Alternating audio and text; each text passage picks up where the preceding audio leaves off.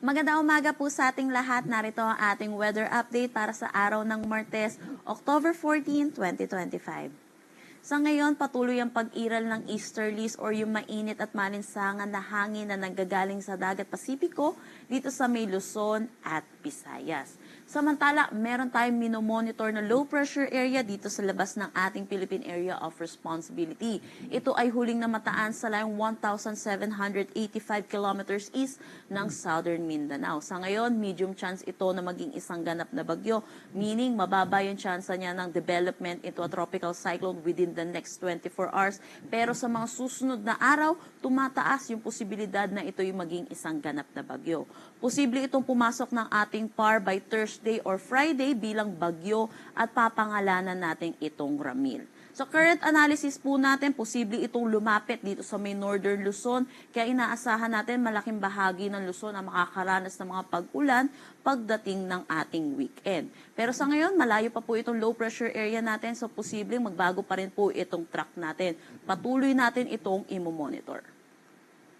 Para naman sa magiging panahon natin ngayong araw dito sa Luzon, inaasahan natin. Dito sa may Cagayan Valley, Isabela, malaking bahagi ng Central Luzon, Metro Manila, Calabarzon, Bicol Region, Marinduque at Oriental Mindoro ang maulap na papawiri na may mga kalat-kalat na pag-ulan ngayong araw, dulot ito ng easterlies. Hindi naman po natin inaasahan na tuloy-tuloy itong mga pag-ulan po natin at posible yung moderate to at times heavy po. Samantala, para sa nalalabing bahagi ng Luzon, lalo na dito sa western section ng ating bansa, inaasahan po natin magiging maaliwalas naman ang kanilang panahon, pero asahan din natin yung init at alinsangan, lalo na sa tanghali hanggang hapon, na may mataas na tsansa ng mga localized thunderstorm pagdating sa hapon at sa gabi. Agwat ng temperatura for Metro Manila, 25 to 31 degrees Celsius, Lawag, 24 to 32 degrees Celsius. For Tuguegarao, asahan natin ng 24 to 31 degrees Celsius, Baguio, 17 to 22 degrees Celsius, Tagaytay, 22 to 29 degrees Celsius, at Legazpi, 24 to 31 degrees Celsius. Para naman dito sa Eastern Visayas, dulot din ng easterlies, inaasahan natin mataas ang tsansa ng kanilang mga pag-ulan ngayong araw.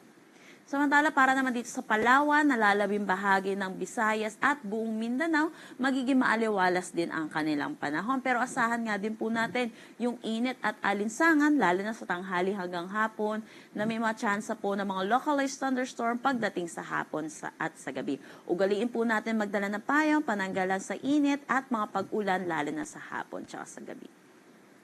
Agwat ng temperatura for Calayan Islands at Puerto Princesa, 25 to 32 degrees Celsius. Dito sa Iloilo, 24 to 31 degrees Celsius. For Cebu at Tacloban, 25 to 31 degrees Celsius. Cagayan de Oro, 25 to 32 degrees Celsius. For Davao, 24 to 33 degrees Celsius. At Zamboanga, 24 to 33 degrees Celsius. Wala naman tayong nakataas na anumang gale warning sa anumang seaboards ng ating bansa. Ang sunrise natin mamaya ay 5:47 a.m. at ang sunset natin mamaya ay 5:37 p.m.